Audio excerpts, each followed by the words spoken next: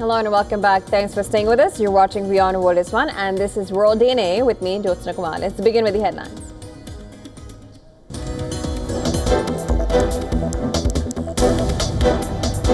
Fierce fighting and clashes at Afghanistan-Pakistan border after Afghan forces launched attacks on Pakistani border posts in response to alleged airstrikes on its soil.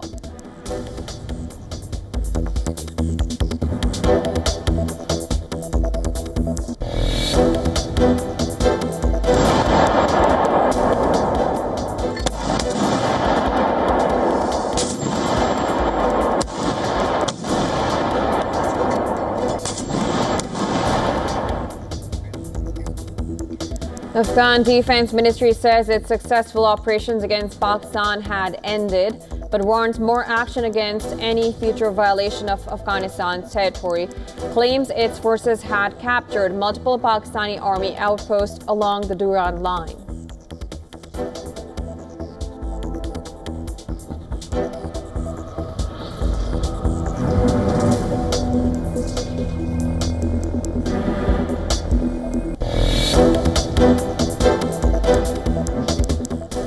Hamas says it will begin releasing Israeli hostages held in Gaza on Monday morning before U.S. President Donald Trump chairs an international summit in Egypt on his peace plan for the region.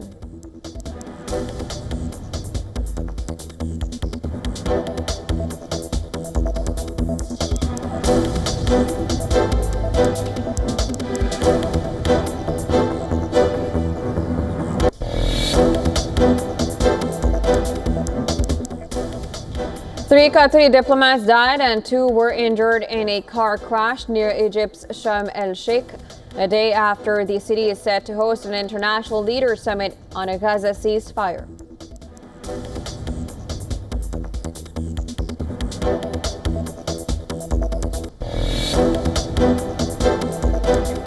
Ukrainian leader Zelensky urges U.S. President Donald Trump in a phone call to help broker peace in Ukraine like in West Asia. The call follows major Russian attack on Ukraine's energy grid that left parts of Kiev and 9 regions without power.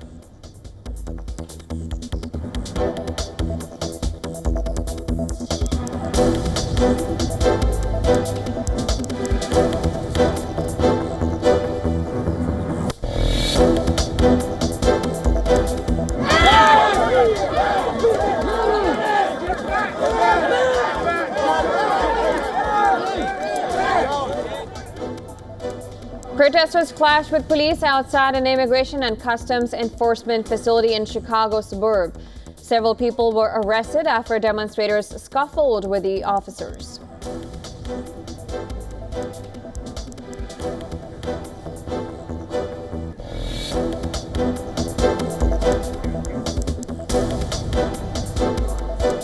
A helicopter that was coasting above a popular Southern California beach Saturday suddenly lost control and began spiraling in midair, eventually losing altitude and slamming into a row of palm trees as stunned sunbathers and beachgoers looked on.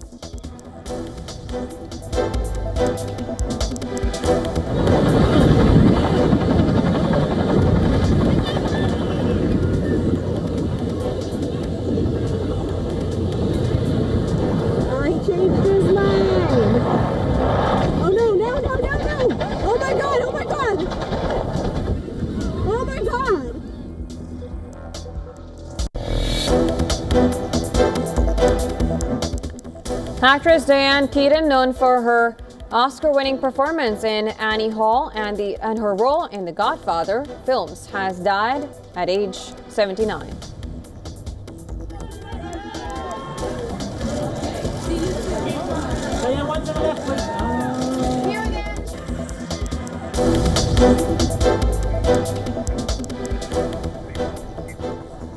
Now, intense clashes have erupted along the Pakistan-Afghanistan border.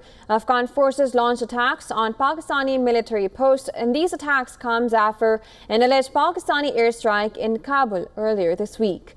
Afghanistan's Taliban-led government said that its forces launched an armed response against Pakistan along the shared border on Saturday.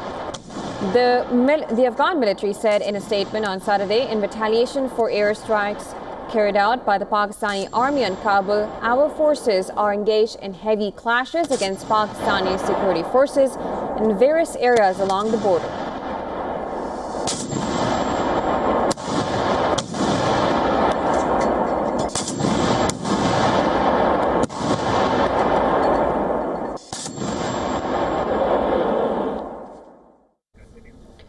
Unconfirmed reports citing Afghanistan's Ministry of Defense claim that Taliban-led forces had captured multiple Pakistani army outposts along the Duran line, including in the volatile Kunar and Helmand provinces. Now, according to the Afghan Defense Ministry, Pakistani sides, facilities and equipment were destroyed in these attacks. There were also unconfirmed reports claiming casualties on both sides. Taliban officials from several border provinces, including Kunar, Nangarhar, Paktia, Khust and Helmand provinces confirmed that clashes were ongoing. Now later, Taliban Defense Ministry spokesperson said that the successful operations had ended at midnight. He warned Pakistan that if it violates Afghanistan's territory again, Afghanistan's armed forces will respond firmly. A senior official from Pakistan's Khyber Pakhtunkhwa province confirmed the clashes, saying Pakistani forces responded light firing first and then heavy artillery at 4 points along the border. He claimed that the Pakistani forces responded with heavy fire and shot down 3 Afghan quadcopters suspected of carrying explosives. On Thursday, 2 explosions were heard in the Afghan capital and another in the southeast of the country. The following day, the Taliban-run defense ministry blamed the attacks on Pakistan, accusing its neighbor of violating its sovereignty. Now, Islamabad did not confirm the attack, that it was behind Thursday's attacks, but called on Kabul to stop harboring the Pakistani Taliban on its soil. Iran has urged its neighbors, Afghanistan and Pakistan, to exercise restraint amid ongoing clashes. Top diplomat Abbas Araghchi said that stability between the countries contributes to regional stability.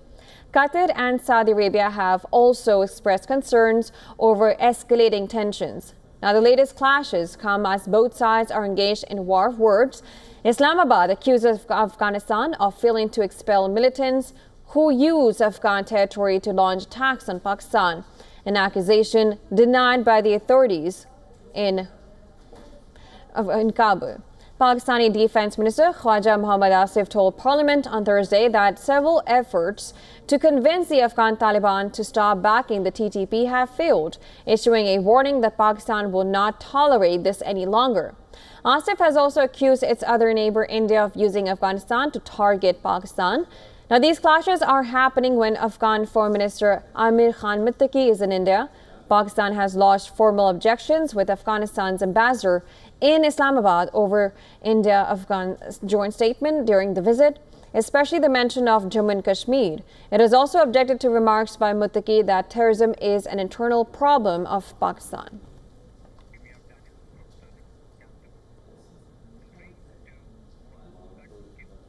And to discuss more, we're now being joined by Lieutenant Colonel Daniel L. Davis from Sterling in Virginia. He is a retired military expert and a host of Daniel Davis Deep Dive on YouTube. Thank you so much. It's always a pleasure to have you on the broadcast. Glad to be here.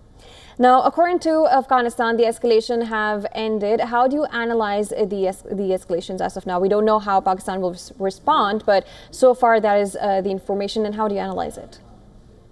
Yeah, the situation continues to deteriorate. I mean, there was lots of trouble, especially in 2024, where the Pakistan government claims that the Afghan government is hosting and supporting the Pakistan Taliban, known as the TTP, and the Afghan government, of course, denies having done that. But the Pakistan government doesn't agree. And Pakistan is suffering significant terrorist strikes in its territory, and that certainly is putting a lot of pressure on its government. They had over 2,500 people killed and hundreds of terrorist strikes in 2024. It had a bit of a lull, and there was some good negotiations going on at a pretty high level between Pakistan and Afghanistan, with China being a mediator in April of this year, but that kind of broke down. And then now here we've seen kind of an escalation and a spike where Pakistan is using airstrikes on, at least allegedly, on Afghan territory, and now then the Afghanistan side striking back at those points you showed on your screen a minute ago. So I don't imagine that this is going to go away anytime soon, because you have almost intractable positions of the two sides claiming that the other is completely in the wrong. Right, and since you have had experience not just in these combat zones, you have worked even in Afghanistan. If you could just help us understand and analyze the importance of this Durand line that they have spoken of. I do, yeah, it's just really amazing the dramatic turnaround. I had two combat deployments in Afghanistan, and during both the times I was there, one of the American and the Afghan government at the time's biggest problem and headache was that the Pakistan government was given safe haven to the Afghan Taliban inside Pakistan. And there was always actually a competition between the Taliban Afghan Taliban and the Pakistan Taliban, even back then. So they were not all one, and they were seen as separate entities. And now then the situation has completely reversed, where now it's being alleged that the Pakistan Taliban is using Afghanistan as a safe haven for targets against Pakistan. So it's just really amazing how this has turned around. Right, and considering if we get to know any escalations, we go further with that, how much of a regional threat are these clashes? Well, you know what? You have to see this in view of the bigger things, and I doubt that it's just coincidental that this escalation is coming at the same time there is renewed tensions between India and Pakistan, and then now that India is being much more friendly to Afghanistan, and they have renewed diplomatic engagements for the first time in a long time. I can't imagine that those things are not connected. So the more friendly India and Afghanistan get, I think that's going to raise the concerns and the fears on the Pakistan side, and I'm afraid these things could continue to escalate. And we can't lose sight of the fact that Pakistan does have a huge terrorism problem inside of its, I think it's called the Khyber Pakhtunkhwa province, and in Baluchistan, lots of violence that they have not been able to get hold of, and it looks like they're looking for any kind of solution, even if it's on the other side of the border. Right, and we know so far that Iran and Qatar have called for some kind of mediation in these clashes, but what is the potential of other regions being involved in these clashes, if at all it escalates? Right now, I think that it's not in danger of regionally escalating, because I think it's kind of a real, primarily a match between Afghanistan and Pakistan and the various versions of the Taliban on either side of that line. So I don't think that it's a big risk at the moment. The only concern I have is that there's the fear that Pakistan could say, well, I think this is just a second front, and we're being surrounded on all sides by pro-Indian groups, and so maybe they want to strike out hard and possibly even could strike in a different direction over on the Indian side, perhaps, just because they feel like that's a concerted effort. That's the one fear that we have, that this thing could escalate further, is that Pakistan feels like it's being hemmed in. Hopefully that the people, whether it's China or Qatar or the Saudis, et cetera, all of these folks can tamp this down, because nobody is served if this thing goes much wider. And thanks so much for analyzing the whole thing. Now, of course, we're looking forward to any update that we get on that. And how is U.S. looking to these clashes? How do you analyze that? Yeah, I think right now it just the United States has so many things on its plate. You have lots of issues, in Venezuela potentially. Obviously, lots of issues going on in Israel between Hamas and that ceasefire that's going on there. Lots of stuff going. Zelensky was talking to President Trump today. They're trying to bring peace there. This is probably not raising. It's on the radar, but it's not very high up on there. And I think the United States would rather it be handled by regional actors. Right, and of course, we're looking at if this escalates. Again, it seems that, of course, we're not gonna have other regional countries get into this. But how serious of a matter, as of now, do you think? We know that Afghanistan they were getting all these military equipments to the place. We know that Pakistan has not responded, or we do not know yet. But how much escalation do you think it could actually become into? I doubt that either side, either Pakistan or Afghanistan, want to get into an outright war against each other. So I think that they have incentive to send a message. And I think that so far the clashes have been, whether it's the alleged Pakistan airstrikes into Kabul, which they claim, at least the reports are, that Pakistan was targeting some of the TTP leaders inside of Kabul, and Paktika, I believe, was the other province. Who knows whether that's the case, but that's what's being reported right now. But they're trying to get at what they view as the terrorist issue on their Khyber Pakhtunkhwa province. So that's what they're really focused on. So they don't want to add another front to that, but they are trying to take care of it. So I think that there's enough incentive right now to keep this from escalating too far.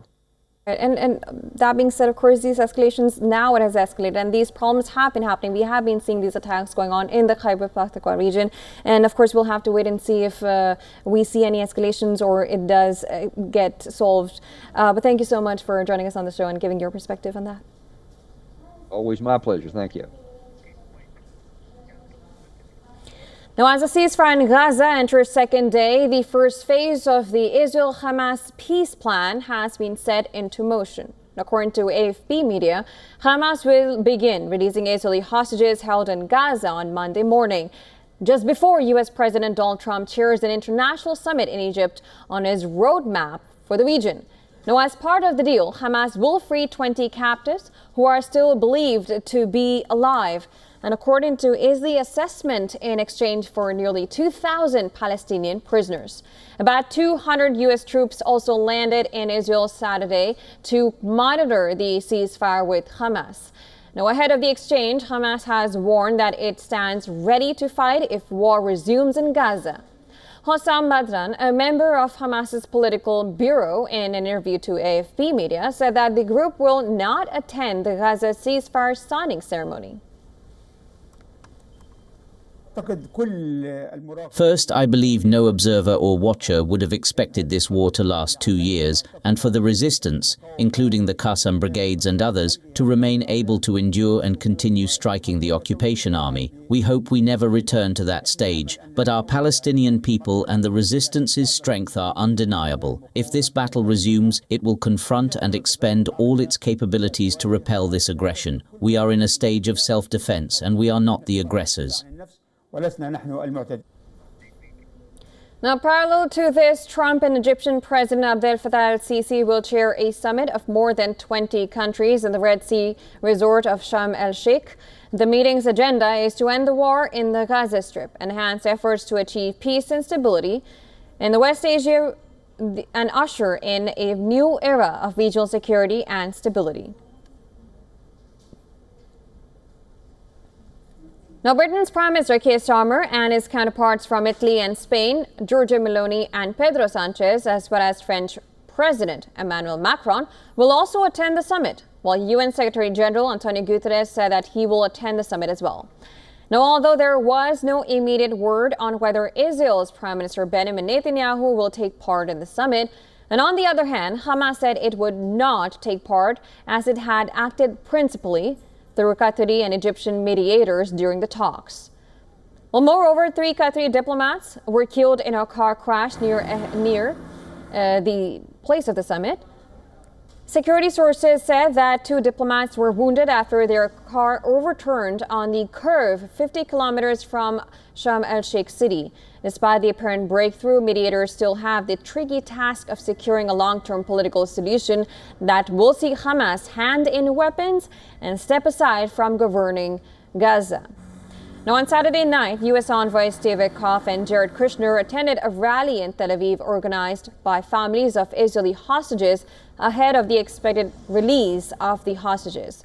Israelis applauded U.S. President Donald Trump, while booed Prime Minister Benjamin Netanyahu as Witkoff and Trump's son-in-law, Jared Kushner, addressed the weekly rally. To Prime Minister Benjamin Netanyahu,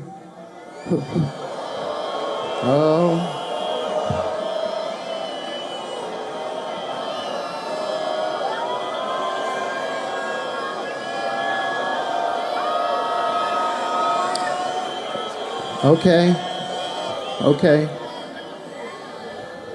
To Prime Minister Benjamin Netanyahu,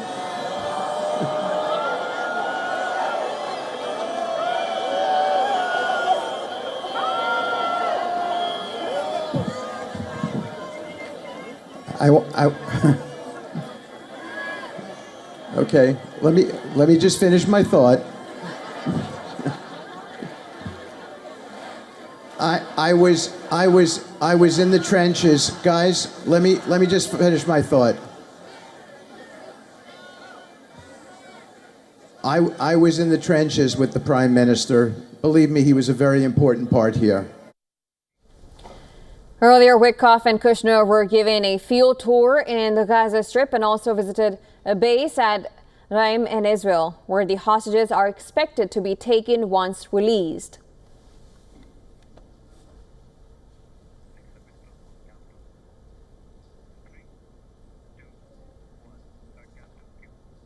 In Washington, President Donald Trump says he has ordered that U.S. military personnel will receive their pay next week despite the ongoing government shutdown that's now in its second week. The president made the announcement on his Truth Social platform, saying he had directed Pentagon Chief Pete Hegseth to use all available funds to ensure that troops are paid on October 15th. Trump again blamed Democrats for the funding impasse, declaring that he will not allow the Democrats to hold the military and the entire security of America hostage with the dangerous government shutdown. Now, with no clear end in sight, the standoff in Congress has left hundreds of thousands of federal workers without pay. Many are either furloughed or continues to work as essential personnel, but without a paycheck. Among those affected, the nation's 1.3 million active duty military members who were expected to miss their paychecks this coming Wednesday, something that's never happened in modern U.S. shutdown history. The White House, meanwhile, has begun mass layoffs of federal employees. Trump's budget chief, Russ Vought, confirmed the administration is moving ahead with its threat to terminate some of the 750,000 public servants placed on enforced leave. According to a recent court filing, around 4,000 layoffs are planned across several agencies. Unions representing 800,000 government workers have filed an emergency motion in federal court in San Francisco to halt those firings.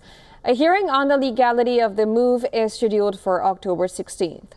Top Senate Democrat Chuck Schumer has criticized the GOP response, saying Republicans would rather see thousands of Americans lose their jobs than sit down and negotiate with Democrats to reopen the government. The shutdown began when Congress failed to pass a new funding bill by the September 30th deadline. Since then, Senate Democrats have repeatedly blocked Republican efforts to reopen government operations, rejecting a GOP-backed budget extension that maintains current spending levels. Democrats, meanwhile, are demanding that any funding deal also include an extension of health insurance subsidies for low-income Americans. But Trump has refused to negotiate on health care or any other issues until the government is reopened.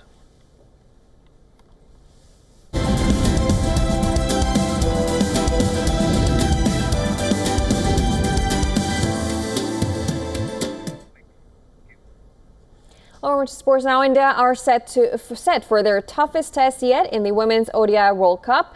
The women in blue will take on defending champions Australia in a blockbuster match in Visakhapatnam.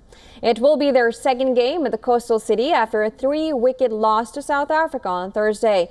That defeat was India's first of the tournament, but highlighted a pattern that has been all too familiar in every game so far. The top order has struggled with Smriti Mandhana and other senior players yet to find form, but the lower middle order led by Richa Ghosh has been India's lifeline. Harmanpreet and company now find themselves at a crossroads and will need to bring their A game to stop the Australian juggernaut. Australia, meanwhile, have been their usual resilient selves. Reduced to 76 for 7 against Pakistan, it was Beth Mooney's fighting century that turned the game around, much like Ashley Gardner's match-winning knock against New Zealand earlier. It will be cloudy afternoon in Visakhapatnam with a slight chance of rain and temperatures hovering around 31 degrees Celsius. The pitch is expected to be flat and dry with conditions likely to improve for batting as the game progresses. So far, this is how here's how things stand on the points table, where the top 4 teams will qualify for the semifinals. Australia, England, India and South Africa are currently occupying the top 4 spots. The equation is simple for India. Win 3 of their remaining 4 matches and they are through to the semis. Lose 2 or more and they'll have to depend on other results to stay alive.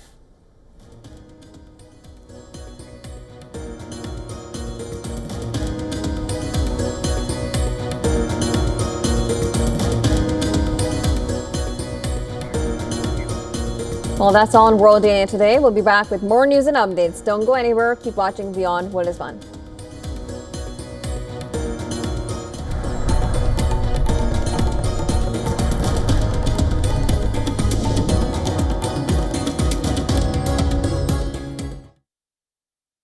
WION, India's global voice, the channel that brings you the biggest stories from across the world through India's lens. Now available in more than 190 countries worldwide. Because we believe that the world is one. Watch us in Africa, Europe, USA and Canada, South America, Asia Pacific, Middle East and North African regions. Also available on these digital platforms across the world. WION, World is One. From Alia Bhatt and Deepika Padukone to Selena Gomez and Tom Holland, take a look at celebrities who have been vocal about dealing with mental health issues. Know all about Sean Diddy Combs' case and meet Indian singer Sonu Nigam.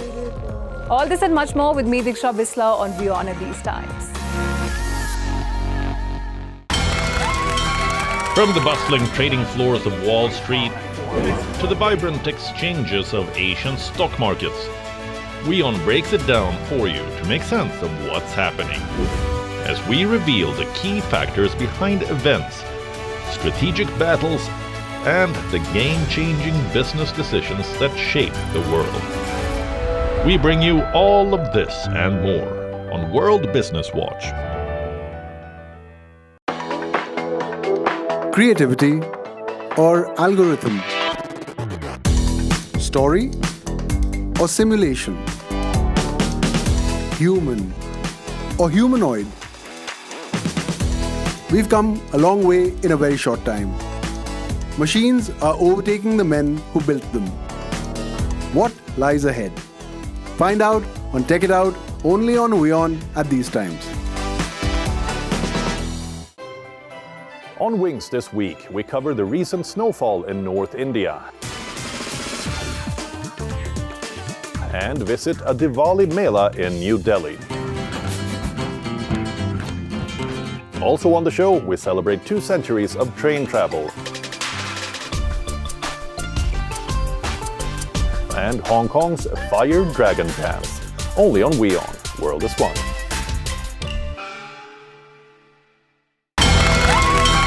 From the bustling trading floors of Wall Street to the vibrant exchanges of Asian stock markets, WION breaks it down for you to make sense of what's happening. As we reveal the key factors behind events, strategic battles, and the game-changing business decisions that shape the world. We bring you all of this and more on World Business Watch. Where darkness hides behind every corner. Where the truth is stranger than fiction. A show that dives deep into the stories which shock and mystify. Unsolved murders. Psychopaths who defy explanation. International war crimes. And millions swindled in financial fraud. The victims, the accused, and the sinister plot. Prime Crime is your front row seat to darkness.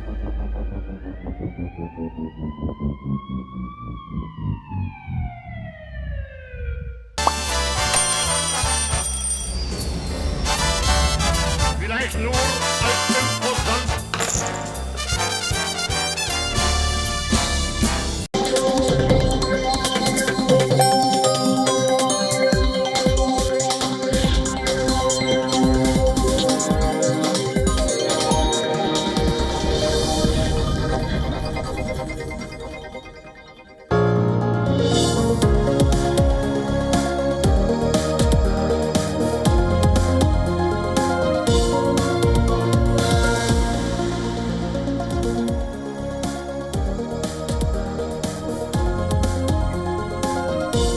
Hello and welcome back. Thanks for staying with us. You're watching WION The World. I'm Jyotsna Kumar. Let's begin with the headlines.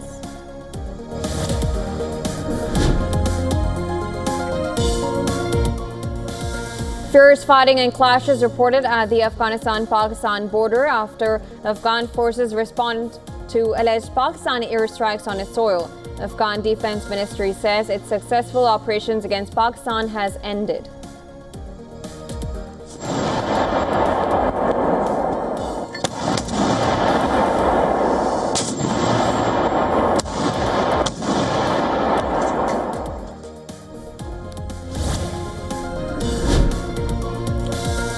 Pakistan has summoned the Afghan ambassador over the India-Afghanistan joint statement issued in New Delhi during the visit of Afghan Minister Amir Khan Muttaqi. Pakistan has conveyed strong reservations regarding references made to Jammu and Kashmir in the joint statement.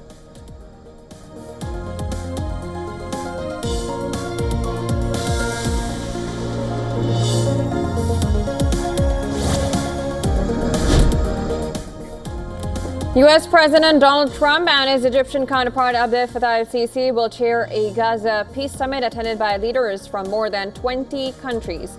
The meeting will take place on its Egypt's Red Sea resort city of Sharm el-Sheikh.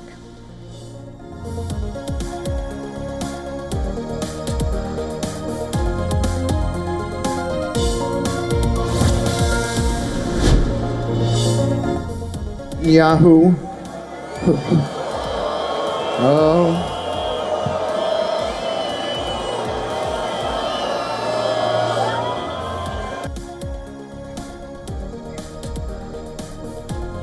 Israelis applauded U.S. President Donald Trump, and some booed Prime Minister Benjamin Netanyahu as U.S. envoys Steve Witkoff and Trump's son-in-law Jared Kushner addressed a weekly rally in Tel Aviv calling for release of hostages.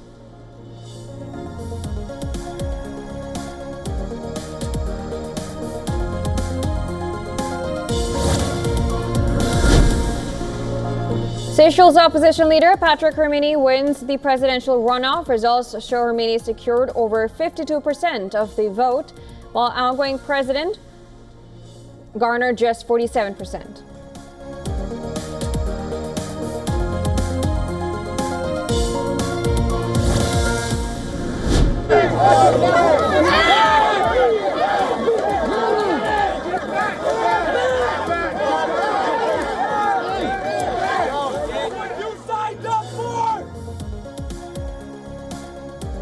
Protesters clashed with police outside an immigration and customs enforcement facility in Chicago suburb. Several people were arrested after demonstrators scuffled with officers.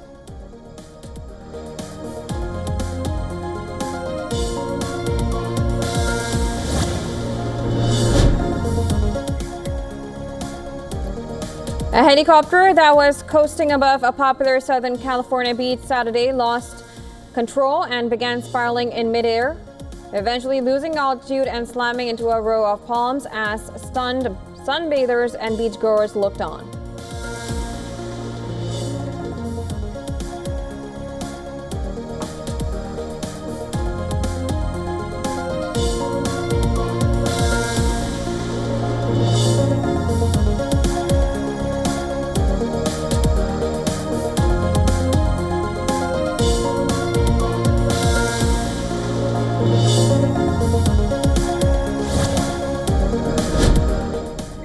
U.S. authorities say 16 people have died in blast at an explosives factory in Tennessee. 2 people who were previously missing and presumed dead were found alive.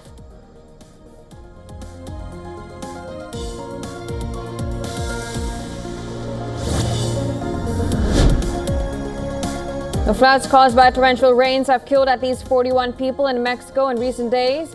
Authorities reported intense rainfall in 31 of 32 states, flooding entire villages and triggering landslides.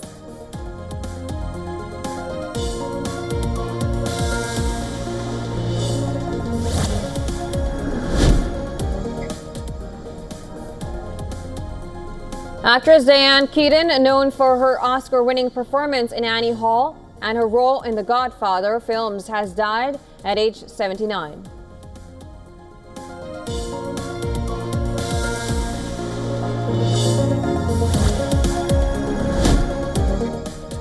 Trump's surprise 100% tariff threat against China triggers historic crypto crash. Over $18 billion in liquidations hit Bitcoin, Ether, and Solana as digital asset markets real and equity fears spread globally.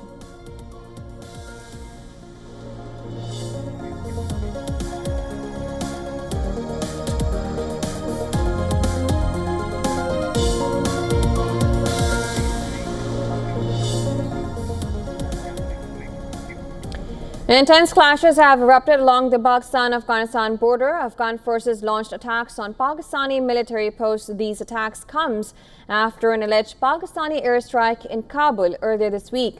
Afghanistan's Taliban-led government has said that its forces launched an armed response against Pakistan along the shared border on Saturday.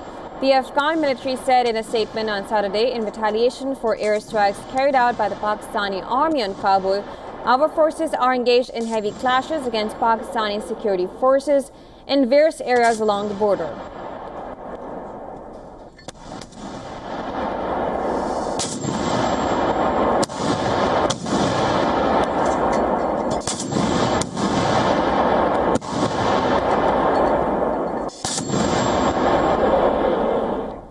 Unconfirmed reports citing Afghanistan's Ministry of Defense claimed that Taliban-led forces had captured multiple Pakistani army outposts along the Durand line, including in the volatile Kunat and Helmand provinces. According to the Afghan Defense Ministry, Pakistan's side facilities and equipment were destroyed in the attack.